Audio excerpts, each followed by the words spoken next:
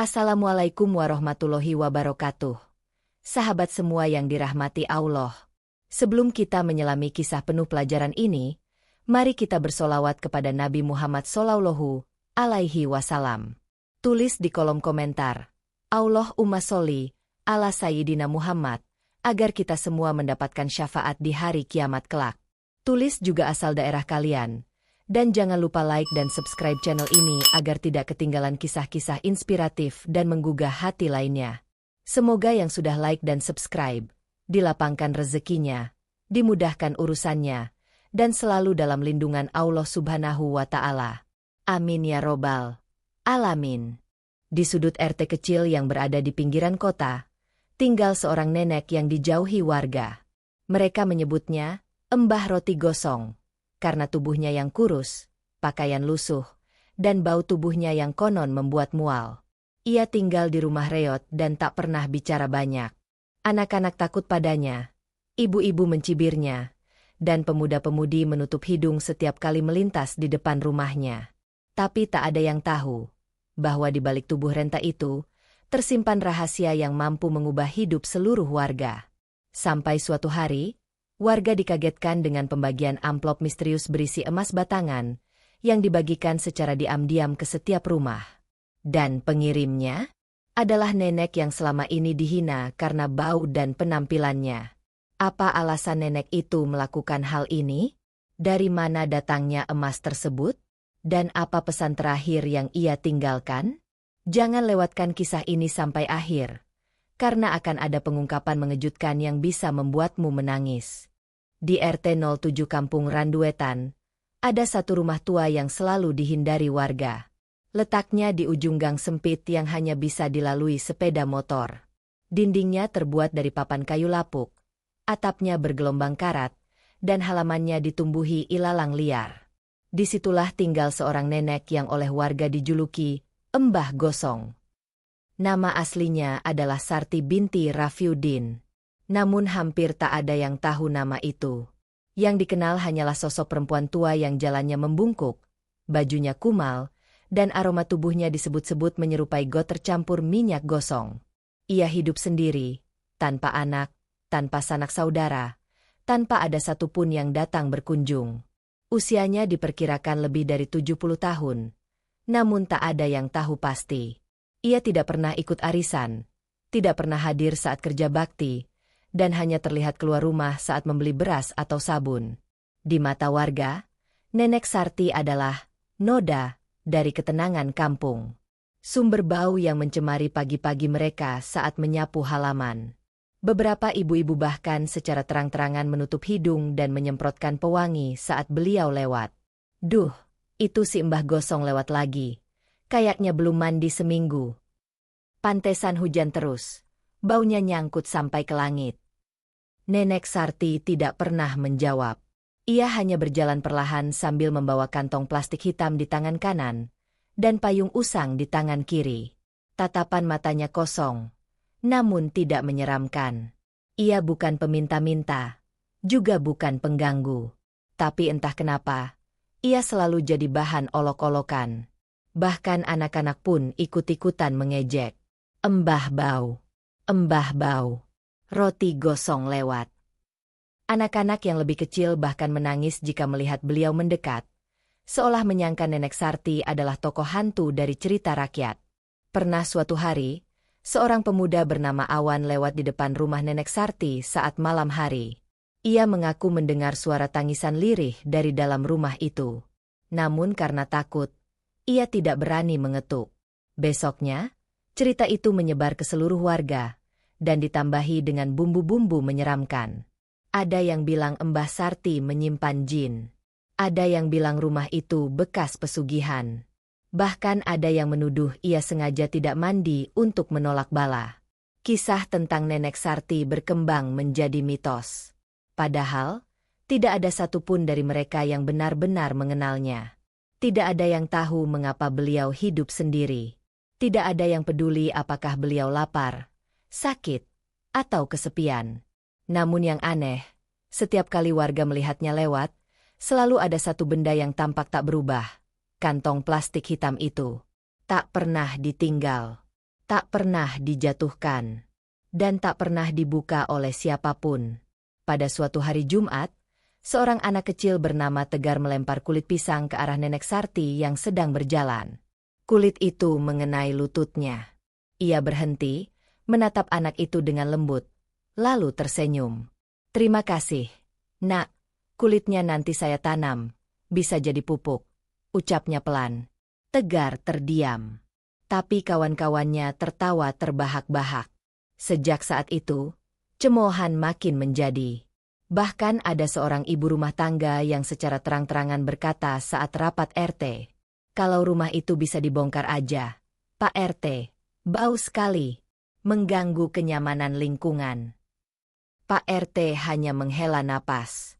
Ia tahu ini persoalan sensitif. Ia pun pernah coba berbicara dengan Nenek Sarti secara baik-baik. Tapi yang ia dapati hanyalah sosok perempuan tua yang menjawab dengan tenang. "Saya tidak minta dimuliakan, Pak. Cukup jangan diganggu. Saya cuma numpang menunggu pulang." Jawaban itu membuat Pak RT membisu. Ia tidak tahu apa yang dimaksud. Tapi sejak hari itu, beliau tak pernah mengusik lagi. Namun yang tak diketahui siapapun adalah, dalam kantong plastik hitam yang selalu dibawa Nenek Sarti itu, tersimpan sesuatu yang tak pernah dibayangkan warga. Sesuatu yang mampu mengubah nasib seluruh RT. Sesuatu yang akan membuat seluruh cibiran berubah menjadi air mata dalam waktu dekat. Hari itu adalah hari Senin. Subuh baru saja berlalu. Langit masih gelap dengan semburat jingga samar di ufuk timur. Warga RT 07 Kampung Randuetan mulai terbangun. Beberapa sudah beranjak ke masjid untuk sholat berjamaah. Sementara ibu-ibu menyiapkan sarapan di dapur sempit rumah mereka. Namun sebelum ayam berkokok untuk kedua kalinya, sebuah kabar mengejutkan menyebar dari mulut ke mulut. Semua rumah di RT 07 kedapatan amplop misterius di depan pintu. Awalnya dianggap sebagai selebaran arisan atau undangan warga. Tapi begitu amplop itu dibuka, mulut-mulut membisu, mata melebar, dan jantung berdegup kencang. Di dalamnya, ada emas batangan murni 10 gram dan sepucuk kertas kecil bertuliskan, "Untuk yang pernah mencibirku, semoga ini menghapus luka di hatimu dan membersihkan dosa di hatiku. S. binti R." Ketua RT, Pak Rukun, yang saat itu sedang menyiapkan catatan belanja ke pasar, nyaris menjatuhkan pulpen dari tangannya ketika istrinya menunjukkan isi amplop mereka. Ia bergegas keluar rumah dan berjalan dari rumah ke rumah. Ternyata, semua menerima isi yang serupa. Total 37 rumah. Semua tanpa terkecuali. Ini emas asli," seru Pak Rukun sambil menunjuk logo sertifikat kecil di balik batangan itu. Kegemparan tidak bisa dihindari. Anak-anak yang tadinya masih tidur pun ikut terbangun karena suara orang-orang dewasa yang berteriak dalam bingung. Beberapa warga saling menuduh, menduga ini perbuatan dari tokoh politik, atau mungkin jebakan pesugihan. Tapi ada satu nama yang tiba-tiba terucap di tengah keramaian. "Mbah Sarti. Coba cek rumahnya. Siapa tahu dia tahu sesuatu. Dia yang aneh-aneh. Jangan-jangan dia yang ngasih ini semua." Rombongan warga mendatangi rumah tua di ujung gang. Namun, saat mereka sampai di sana, pintu rumah itu sudah terbuka lebar. Tidak ada suara. Tidak ada tanda-tanda kehidupan. Perlahan, Pak Rukun melangkah masuk. Lantai bambu berderit setiap kali dipijak. Dapur kosong. Kasur tak berisi.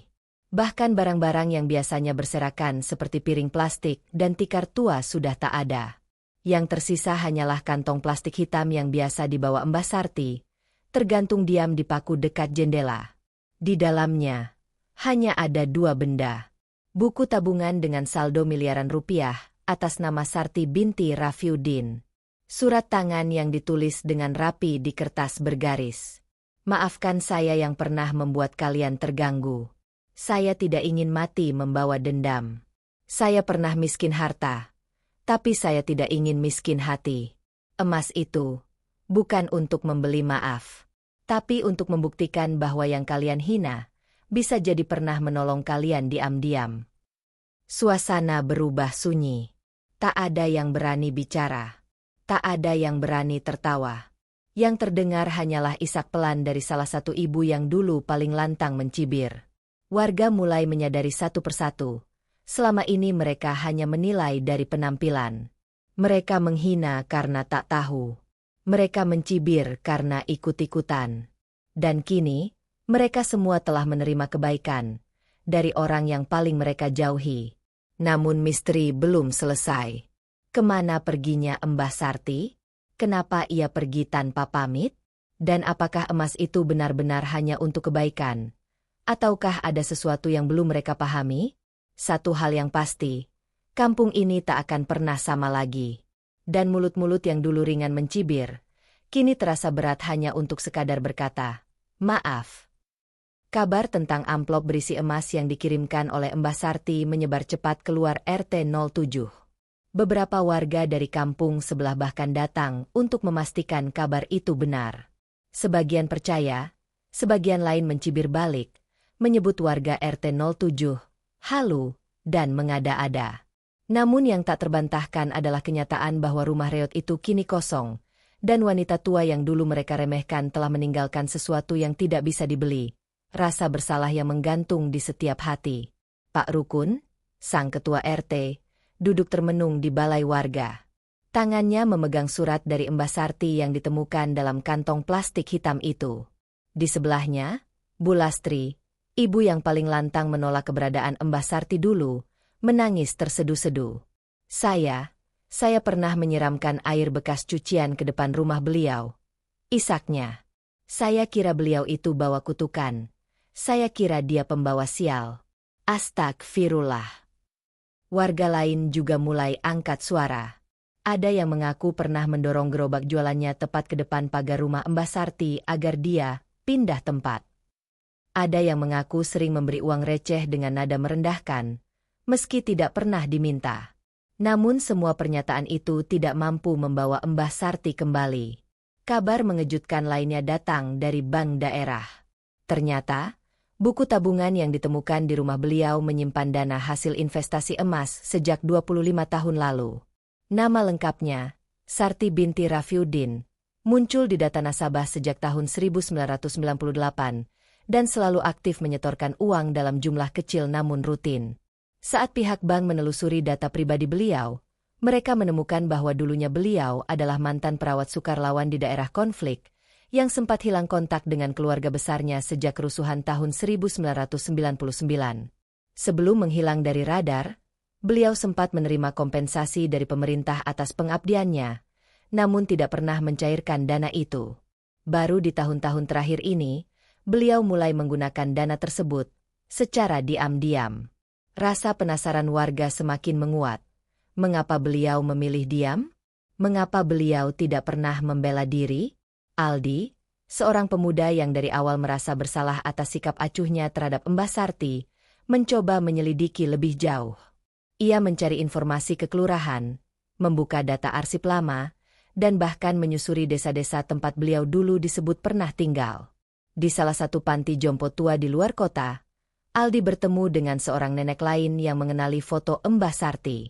Dia itu dulunya penyabar sekali, kata sang nenek. Suka bantu orang diam-diam. Tapi saat suaminya tewas karena difitnah terlibat politik, dia memilih bungkam. Sejak itu, beliau hanya ingin hidup tanpa menyusahkan siapapun, bahkan menolak bantuan. Aldi merekam semua cerita itu dan menulis sebuah artikel di blognya. Wanita yang tak pernah membela diri, tapi membela hati semua orang. Artikel itu viral. Banyak pembaca yang menitikkan air mata. Komentar demi komentar bermunculan. Saya pernah punya tetangga seperti itu. Tapi saya juga pernah ikut mencibir. Semoga kita tidak menyesal setelah kehilangan. Terima kasih, Mbah. Karena engkau, aku belajar menundukkan ego.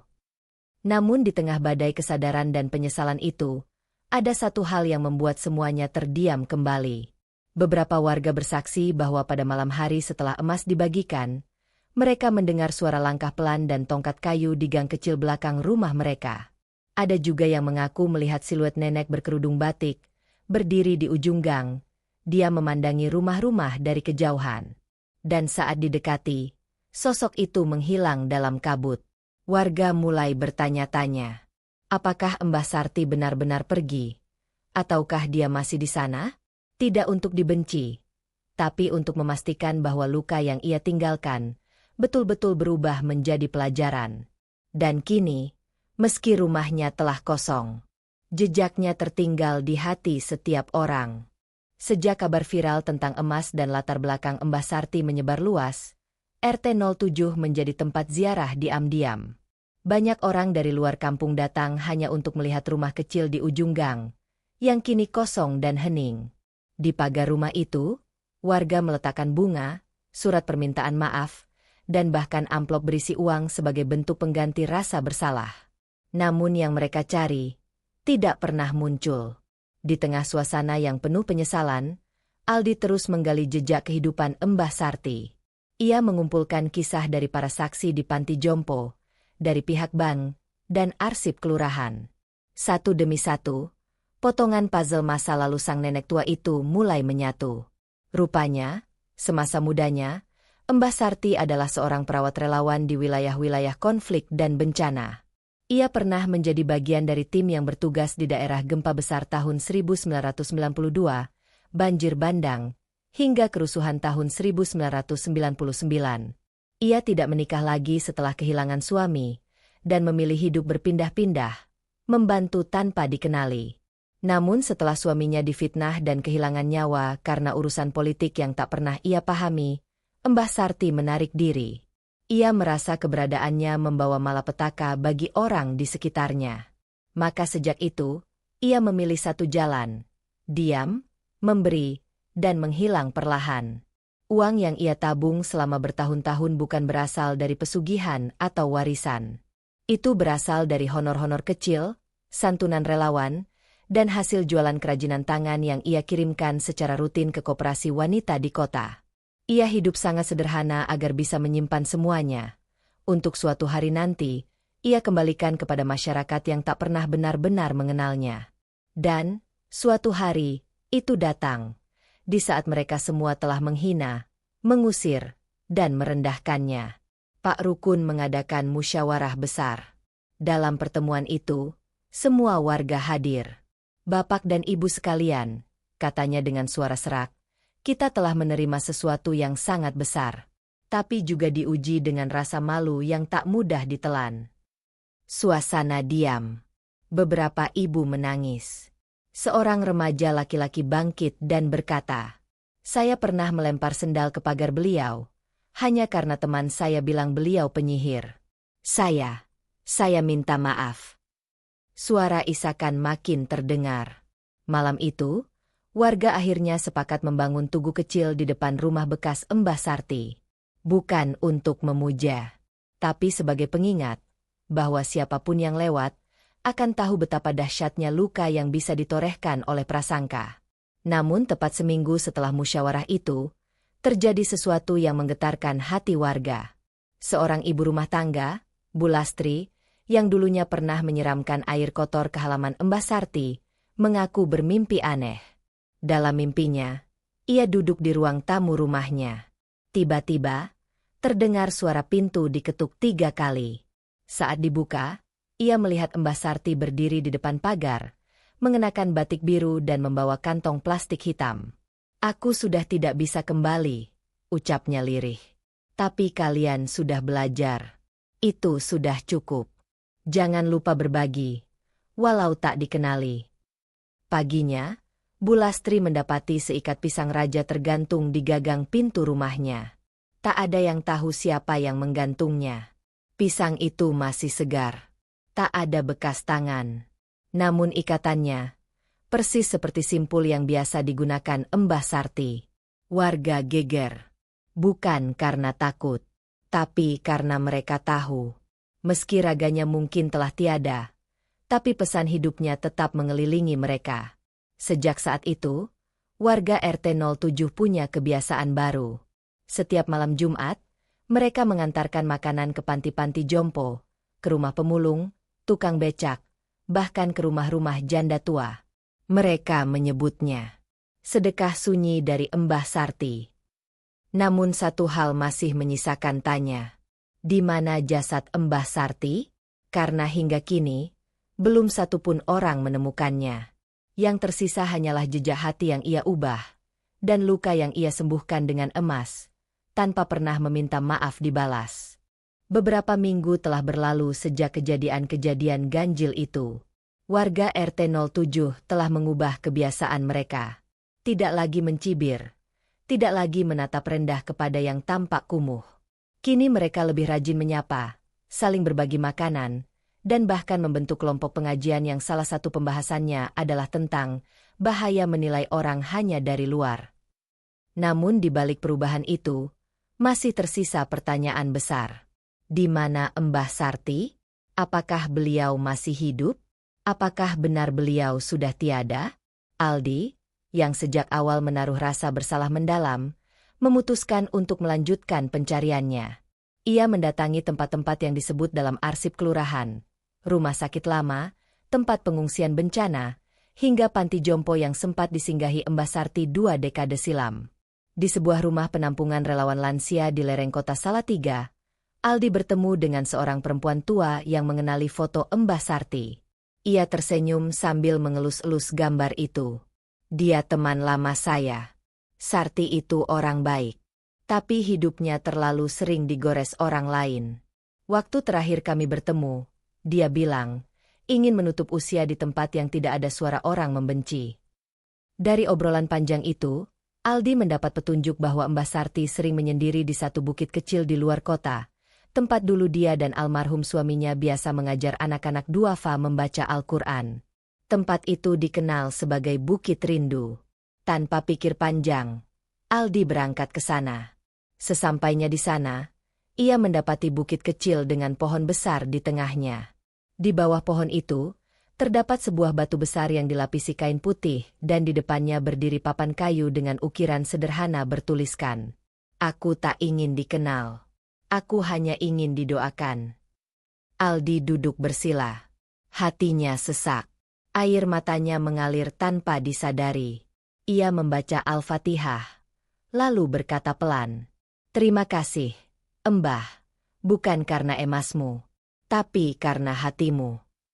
Sejak hari itu, Bukit Rindu menjadi tempat ziarah sunyi bagi warga RT 07 dan siapapun yang merasa pernah bersalah menilai orang dari penampilan.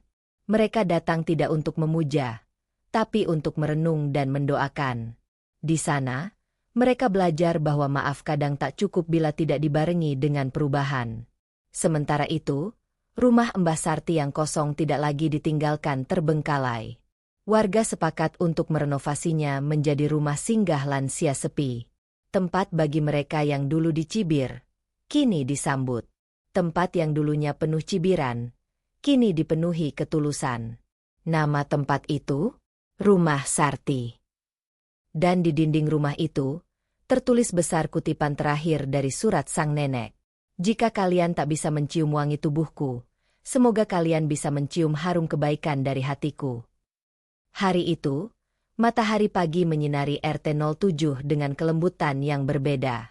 Tak ada suara keras, tak ada cibiran, tak ada umpatan. Yang terdengar hanyalah tawa anak-anak yang ikut membantu menanam bunga di halaman rumah Sarti, tempat yang dulunya dianggap angker dan mengganggu pemandangan. Kini, rumah itu telah berubah menjadi ruang harapan baru. Para lansia yang kesepian duduk bercengkrama sambil menyeruput teh hangat. Setiap Jumat sore, anak-anak muda kampung datang membantu memasak dan membersihkan. Dan setiap malam, lampu rumah itu menyala lembut, seolah ingin mengatakan, tak ada yang harus hidup dalam kesepian. Aldi berdiri di depan rumah itu, memandangi papan nama, Rumah Sarti, dengan mata berkaca-kaca. Ia teringat semua kejadian, betapa dulu mereka semua mengabaikan seseorang yang sebenarnya membawa cahaya paling terang. Ia tahu, tidak ada cara untuk benar-benar membayar tuntas semua luka yang pernah dibuat, tapi setidaknya, mereka telah berubah. Ia membuka catatan kecil di tangannya, tulisan tangan Mbah Sarti yang dulu ditemukan dalam kantong plastik hitam. "Jangan cari aku. Aku sudah lama tidak ingin ditemukan. Tapi jika kamu bisa menemukan makna dari semua yang aku tinggalkan, itu sudah cukup bagiku. Di bawah kalimat itu, ada satu baris lain. Dan jika kamu memilih untuk tidak membenciku lagi, itulah yang paling mendekati cinta. Beberapa bulan kemudian, kampung itu berubah menjadi lebih terbuka dan ramah. Program Sedekah Sunyi yang digagas warga atas nama Mbah Sarti kini telah menjadi gerakan lokal yang diadopsi di kelurahan-kelurahan sekitar. Setiap akhir bulan, warga bersama-sama menyisihkan sebagian penghasilannya untuk diberikan kepada tukang sapu, pemulung, janda tua, dan petugas kebersihan. Setiap bantuan itu diberikan tanpa nama, tanpa publikasi. Hanya satu kalimat yang ditulis dalam setiap amplop. Dari seseorang yang dulu pernah kamu abaikan. Kini, RT 07 bukan hanya dikenal sebagai kampung yang pernah menerima emas misterius, tetapi juga sebagai kampung yang pernah dikoreksi langsung oleh langit melalui tangan seorang wanita renta yang tidak pernah menuntut pembelaan. Dan tentang Mbah Sarti, tidak ada yang tahu pasti di mana jasadnya berada. Tapi warga percaya, arwahnya tenang. Karena ia tidak meninggalkan kemewahan, melainkan warisan yang lebih abadi, pengingat tentang bagaimana memperlakukan manusia. Sahabat semua, dari kisah ini kita belajar bahwa tidak semua kebaikan harus bersuara. Tidak semua luka harus dibalas. Tapi setiap manusia pantas dihormati. Kadang, yang paling sederhana adalah yang paling berharga. Dan orang yang paling kita remehkan, justru membawa berkah yang paling besar. Tuliskan di komentar, "Ya Allah, jadikan aku pribadi yang rendah hati dan tidak menilai orang dari luarnya." Tulis juga asal daerah kalian. Like dan subscribe channel ini agar kisah-kisah penuh hikmah ini bisa terus hadir dan menjadi pengingat bagi kita semua. Semoga yang sudah like dan subscribe diberikan keberkahan rezeki, ketenangan hati, dan perlindungan dari segala bentuk kesombongan. Amin ya Rabbal Alamin. Sampai jumpa di kisah berikutnya. Dan ingatlah, yang paling harum, bukan wangi tubuh, tapi wangi hati yang dikenang setelah pergi.